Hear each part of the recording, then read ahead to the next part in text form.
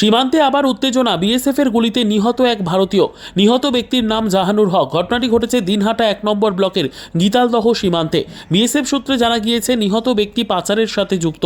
তবে বৃহস্পতিবার সকাল 9টা নাগাদ নিহত ব্যক্তির পরিবারের তরফে দাবি করা হচ্ছে সে পাচারের সাথে যুক্ত নয়। তাকে রাতের অন্ধকারে বাড়ির পাশ থেকে তুলে নিয়ে গিয়ে গুলি করেছে বিএসএফ। আর এই নিয়েই শুরু হয়েছে শোরগোল। দেখো আমার ছেলে না রাতে খাওয়া দাওয়া ঘুমাইছে। এখন দেখো স্কুলের মাঠে টাটে পুলিশ ঘুরে ঘুরে করে। আমার ছেলেকে বলি যে তোর বাইরে বেরিস নি। এখন 0 পয়েন্টে আমার 3.5 বিঘে জমি আছে, এন্ট্রি করা আছে ওখানে, আমার নাম ওর নামও আছে। এখন জানি না ছেলে আমার ভূমি বাড়িতে খেতে পানি দিতে গেল নাকি, আমাকে কিন্তু বলি যায়নি। এখন শুনি যে আমার ছেলেকে ওরা গুলি করে মারছে। আমি এর জন্য আপনার কাছে মানে সরকারের কাছে আবেদন করে আমার ছেলে বিচার আমি চাই। ছেলে কি পাচারের সঙ্গে যুক্ত ছিল? না না, আমার ছেলে কোনো, আমার ছেলে এই 10-12 দিন হল দিল্লি থেকে আসা। আমার মনে হচ্ছে আমার ছেলেকে স্কুলের মাঠ থেকে ধরে নিয়ে যায় ওরা গুলি করছে। কেন হঠাৎ করে স্কুলের মাঠ থেকে কেন ধরবে? এখানে ডিউটি করে এরা ওই চৌপতিতে পর্যন্ত 4টে গুলি, মানে 4-5 জন করে থাকে ওরা।